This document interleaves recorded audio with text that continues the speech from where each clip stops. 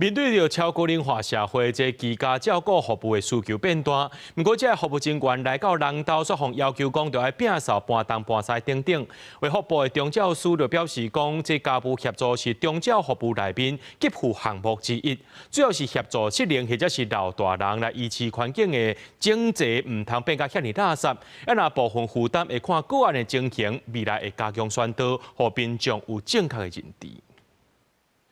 台湾是超高龄社会，对长照的需求愈来愈大。政府这几年也推出多元的长照服务，但是有居家照顾服务员讲，因到时大厝内去服务的时，常常互要求爱做长照以外的代志，亲像路便所、整理仓库，造成因家断困扰。例如说，他会有要求说，我们在洗澡间的时候，他的干湿分离的那个沟，他要我们擦，或者是说，另外的儿女的房间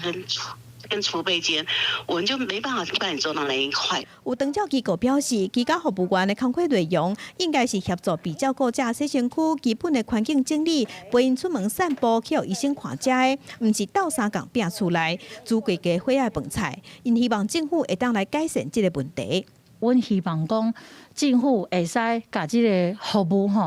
搁具体的呈现，甲民众搁较宣导，互因知影就是讲这个服务伊的范围是安怎，是2菜1汤，也是3菜1汤，